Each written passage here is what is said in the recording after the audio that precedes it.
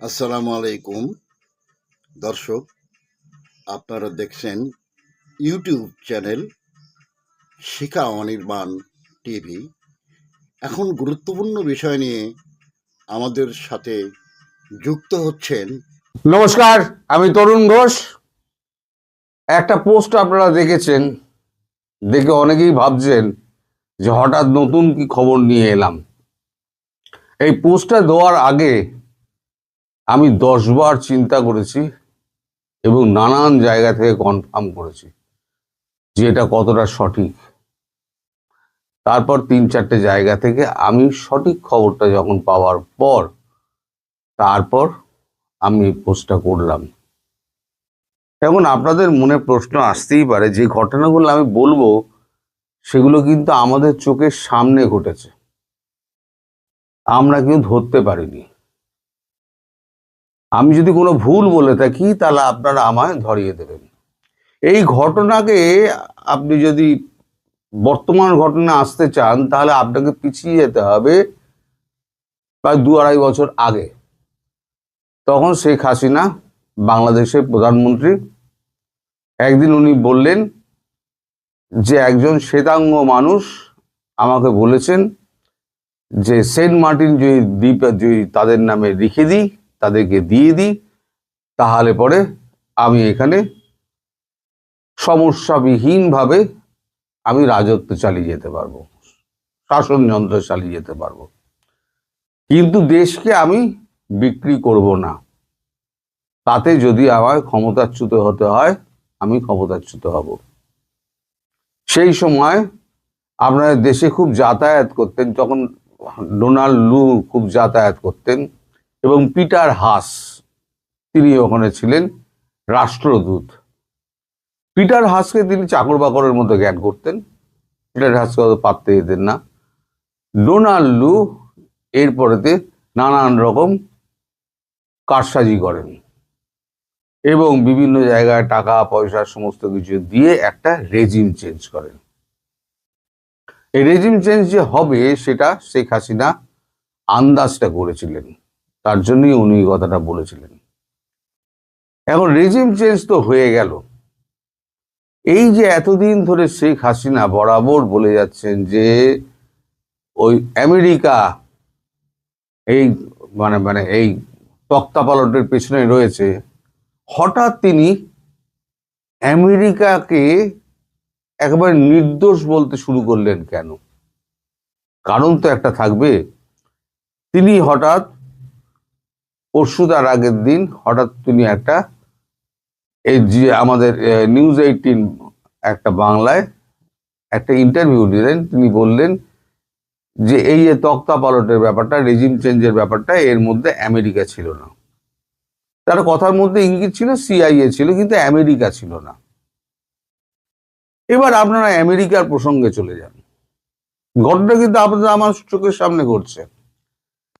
আমেরিকায় প্রথম দ্বিতীয়বারের জন্য প্রেসিডেন্ট হয়ে ডোনাল্ড ট্রাম্প একেবারে তাহি মধুসূদন করে দিলেন, ট্যারিফ ফ্যারিফ চাপিয়ে একেবারে B1 ভিসা না B2 ভিসা বন্ধ করে দিয়ে একেবারে উনি মানে দেশ থেকে লোক তাড়িয়ে মানে তাহি মধুসূদন করে দিলেন একেবারে অবস্থা।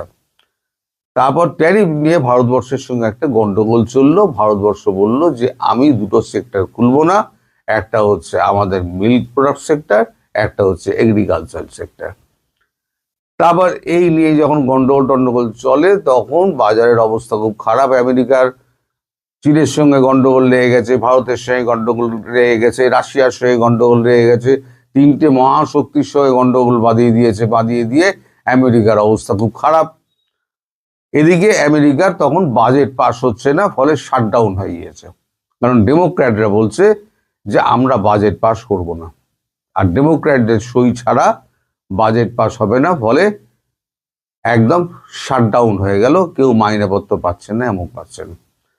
তারপরে নেগোসিয়েশন হলো আমেরিকা যে আপনি প্রেসিডেন্ট থাকুন, কিন্তু আপনি ওই এক্সিকিউটিভ অর্ডারে খাস খাস করে সই করে দিলেন, আর এর নামে আপনি টুইটারে দেখে দিলেন, আপনার সোশ্যাল মিডিয়ায় আপনি দেখে দিলেন, ওই সমস্ত চলবে না। তা যদি করেন তাহলে পরে আমরা ইমপিচমেন্ট প্রস্তাব আনবো। তারপর থেকে দেখবেন ডোনাল্ড ট্রাম্প কোনো রকম আপনার ওই স্পেশাল অর্ডার তিনি আর পাশ করেননি, আর সোশ্যাল মিডিয়াতে তার লেখাও কিন্তু কমে গিয়েছে। তখন দায়িত্বটা কে নিলেন, আমি ভিডিও করেছিলাম, দায়িত্ব নিলেন তখন আমেরিকাকে চালানোর জেডি ভান্স এবং মার্কো রুবিও। এই যে জেডি ভান্স আর মার্কো রুবিও এই দায়িত্ব নেওয়ার পরেতে তুলসী গেবার্ড একটা পরিষ্কার একটা ভাষণ দিলেন। সারা পৃথিবী সেই ভাষণ শুনেছে যে আমরা যতদিন আমেরিকা টাকা পয়সা খরচা করে করে যে দেশে আমরা রেজিম চেঞ্জ করেছি সেই কটা দেশ সন্ত্রাসবাদী রাষ্ট্রে ভরে গেছে। ফলে আমরা আমাদের এখন নতুন নীতি, আমরা এখন ওই দিকে টাকা পয়সা খরচা করব না, যে যার মতো দেশ শাসন করবে। আপনার নিশ্চয়ই মনে আছে। এইবার তখন থেকে ভারতের সঙ্গে একটা সম্পর্ক শুরু হয়। সম্পর্কটা তৈরি করেন জেডি ভান্স, তার স্ত্রী উষা ভান্স, বিশেষ করে তিনি ভারতীয় মহিলা, এবং হচ্ছেন মার্কো রুবিও। এই মার্কো রুবিও কিন্তু আসল খেলোয়াড়। মার্কো রুবিও মাঝে মধ্যেই জয়শঙ্করের সঙ্গে, আমাদের বিদেশমন্ত্রী ডক্টর জয়শঙ্করের সঙ্গে যোগাযোগ করতেন।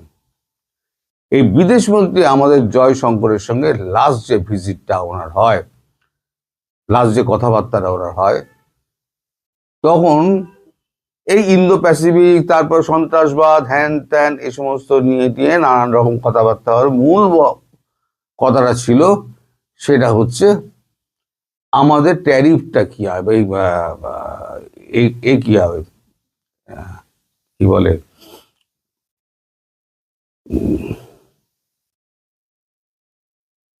আমাদের চুক্তিটা কি হবে, এই যে আমাদের যে চুক্তিটা যেটা আটকে আছে সেই চুক্তিটা কি হবে।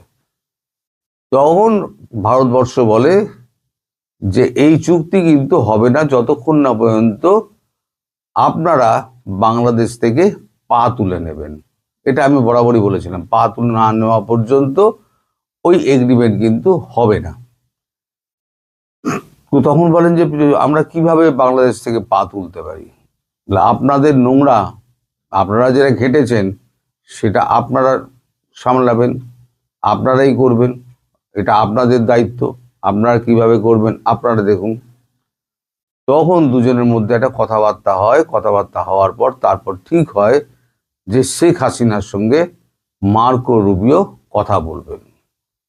জয়শঙ্কর এই বুদ্ধিটা দেন যে আপনি যদি শেখ হাসিনার সঙ্গে কথা বলেন সমস্যার সমাধান হলেও হতে পারে।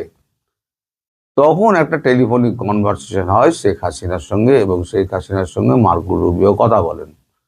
কথা বলার পর দেখবেন, কথা বলার আগে, মার্কো রুবিওর সঙ্গে কথা বলার আগে শেখ হাসিনার টোন যা ছিল, মার্কো রুবিওর সঙ্গে কথা বলার পর শেখ হাসিনার টোন সম্পূর্ণ উল্টে গেল। তার মানে এমন কিছু কথা শেখ হাসিনার সঙ্গে মার্কো রুবিওর হয়েছে থ্রু জয়শঙ্কর, যাতে শেখ হাসিনা বুঝতে পারছেন যে মার্কিন যুক্তরাষ্ট্র এখন ইউনূসের পেছনে আর নেই, মার্কিন যুক্তরাষ্ট্র পুরো বাংলাদেশ থেকে সরে গেছে এবং হাসিনাকে সাপোর্ট করছে। এবং হাসিনা তখন জিজ্ঞেস করেন, আমার যা শোনা কথা, হাসিনা তখন জিজ্ঞেস করেন যে আমি তাহলে কবে নাগাদ কিভাবে দেশে ফিরব। তখন মার্কো রুবিও বলেন যে আপনি এখনো পর্যন্ত রিজাইন করেননি, আপনি প্রধানমন্ত্রী হিসেবেই ফিরবেন, বাই ডিসেম্বর আমরা আপনাকে ফেরত দেব, বাংলাদেশে প্রধানমন্ত্রী হিসেবে আমরা আপনাকে ফেরত নিয়ে যাব ভারতের সহযোগিতায়।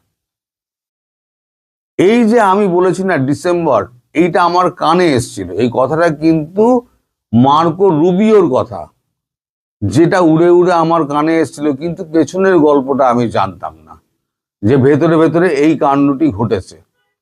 এই মার্কো রুবিওর সঙ্গে শেখ হাসিনার কথা, শেখ হাসিনার কথা পর শেখ হাসিনা তারপরে একটা সংবাদপত্রে একটা বিবৃতি দিলেন যে হ্যাঁ আমেরিকা এর পেছনে ছিল না। এই যে 180 ডিগ্রি পরিবর্তন, এটা তো একদিনে হঠাৎ হয়নি, এই 180 ডিগ্রি পরিবর্তন কিন্তু আপনারাও দেখেছেন, আমিও দেখেছি, কিন্তু সবই আমাদের চোখের সামনে ঘটেছে, আমরা কেউ ধরতে পারিনি। কূটনীতির খেলা এমনই খেলা, এই কূটনীতির খেলা ধরা খুব মুশকিল। যারা কূটনীতি নিয়ে কাজ করে না, তারা 20 কদম 25 কদম বলি না এগিয়ে ভাবে, 20 কদম 25 কদম এগিয়ে ভেবেছে। এখন ট্রাম্প ইচ্ছে করলেও, আর ট্রাম্পের তো ইচ্ছে নেই, প্রথম কথা হচ্ছে ট্রাম্পের এই ইউনূস সম্পর্কে কোনো রকম ইচ্ছেই নেই, ইউনূসকে তারা তো পছন্দও নয়, এখন বাধ্য হয়ে ডিপ স্টেটের জন্য করতে হতো। কিন্তু ডিপ স্টেট কিন্তু অ্যাক্টিভ, আমি এটা বলে যাচ্ছি, ডিপ স্টেট কিন্তু অ্যাক্টিভ। কিন্তু যেহেতু মার্কো রুবিও এবং জেডি ভান্স এবং কংগ্রেস এবং রিপাবলিকান ডেমোক্র্যাট সব একসঙ্গে হয়ে গিয়েছে, ফলে আমাদের ভারতবর্ষের মতো একটা শক্তিধর একটা মানে তৈরি হয়ে গিয়েছে আমেরিকার মধ্যে। আমেরিকাকে পুনর্গঠন করতে গেলে সবাই বুঝেছে যে আমেরিকাকে এক হতে হবে। আমেরিকা যদি এক না হয় তাহলে পরে এই আমেরিকাকে অর্থনীতিকে বাঁচানো যাবে না, কারণ আমেরিকার অর্থনীতির ধার কিন্তু 37 ট্রিলিয়ন ছিল, 37 ট্রিলিয়ন থেকে 39 ট্রিলিয়ন না 40 ট্রিলিয়নে অলরেডি পৌঁছে গিয়েছে।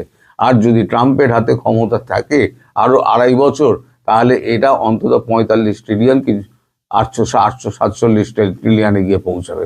ফলে দেশ কি বাঁচাতে গেলে, আমেরিকাকে সুপার পাওয়ার হিসেবে বেঁচে থাকতে হলে ট্রাম্পকে সাইড করে দিয়ে আমরা সবাই মিলে জোট বেঁধে দেশটা চালাই, এই হচ্ছে ব্যাপার। এখন এই যে কথাটা, এই যে ডিসেম্বরের মধ্যে শেখ হাসিনা বাংলাদেশে ফিরবে অ্যাজ প্রাইম মিনিস্টার, এই কথাটা কিন্তু হচ্ছে মার্কো রুবিওর কথা, যে কথাটা আমি আপনাদের বলেছি।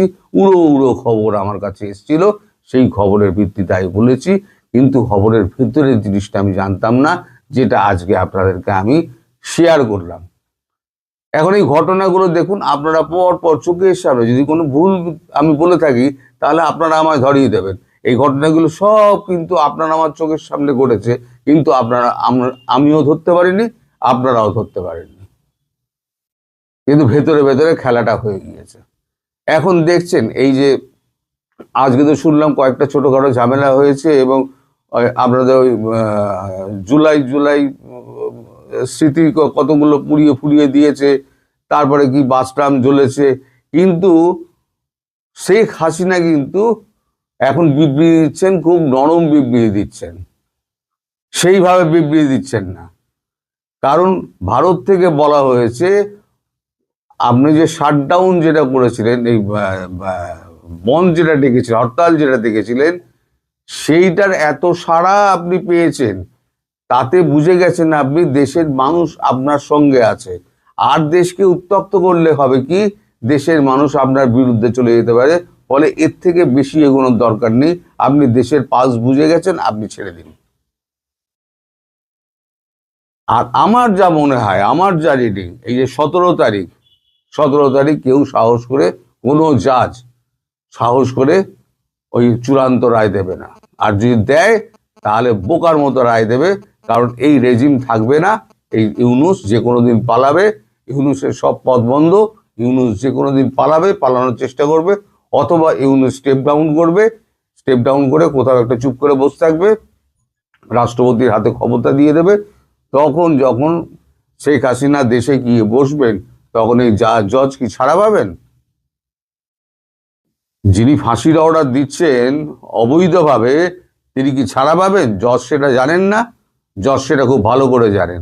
ফলে জাস্টিস যিনি থাকবেন, তিনিও কিন্তু ভেবে চিন্তে কথা বলবেন, অনেকটা ভেবে চিন্তে। আর এই কারণেই এই যে আপনাদের এনএসএ খলিলুর রহমানের কেসটা গেছে, খলিলুর রহমান খুব অপমানিত হয়ে আপনাদের দেশ থেকে চলে গেছিলেন। উনি তার ঘনিষ্ঠ মহলে বলেছেন যে আমি গিয়ে এত অপমানিত হয়েছি, আমার সঙ্গে যখন কথা হতো তখন উনি আমার মুখের দিকে, মানে ডক্টর ইউনূস মুখের দিকে চেয়ে কথা বলতেন না, উল্টো দিকে চেয়ে কথা বলতেন। তিনি রাগ করে ফিরে গিয়েছেন। এবার ভারত যখন ডেকেছে, এই কনক্লেভে ডেকেছে, বলেছে লুপসে পুষছে কাউকে আমরা চাই না। আমরা যদি চিনি, অজিত দোভাল বলেছেন, আমরা চিনি একমাত্র একে খলিলুর রহমানকে পাঠাতে হবে। তাই খলিলুর রহমানের হাতে পায়ে ধরে খলিলুর রহমানকে ডেকে আনা হয়েছে। ডেকে এনে এবার তাকে একটুখানি বলে টলে এবার তার সঙ্গে মিটিং ফিটিং করে তাকে দিয়ে একটা বার্তা পাঠানোর চেষ্টা করে, কিন্তু বার্তা পৌঁছানোর বার্তা পৌঁছে গেছে। এবং খলিলুর রহমান ওখানে গিয়ে মার্কো রুবিওকে সমস্ত কিছু বলে দিয়েছেন, A to Z। ইউনূস কত টাকা মেরেছে, ইউনূসের সহচরেরা কত টাকা মেরেছে, দেশের কি অবস্থা, সমস্ত সমস্ত কিন্তু একদম পরিষ্কার বলে দিয়েছে। ফলে এবার আপনারা বুঝুন যে আমেরিকার বুকে মানে এখন মানে আমাদের ইউনূসের কি অবস্থা। আমেরিকায় কোনোদিন জায়গা পাবে? আমেরিকায় কোনোদিন জায়গা পাবে না। খলিলুর রহমান একদম ড্যাংটো করে দিয়ে চলে এসছে। এখন খলিলুর রহমান যাবেন, গিয়ে সোজাসুজি শেখ হাসিনার পায়ে পড়ে যাবেন, আমাকে বাঁচান, অন্তত আমাকে রেহাই দিন, আমি আপনার কি কাজ করতে হবে বলুন, আমি করে দিচ্ছি। এই হলো ব্যাপার। আমি কতটা পরিষ্কার করতে পারলাম আমি জানি না, তবে যে ঘটনা চোখের সামনে আমাদের ঘটেছে সেই ঘটনাটুকুই আপনাদের আমি ব্যাখ্যা করলাম। এবার যতটুকু আপনারা বুঝেছেন, যদি না বুঝতে পারেন আমাকে ফোন করবেন অথবা আমাকে কমেন্ট করবেন, আমি নিশ্চয়ই উত্তর দেবো। সবাই ভালো থাকবেন, সুস্থ থাকবেন এবং সাবধানে থাকবেন। নমস্কার।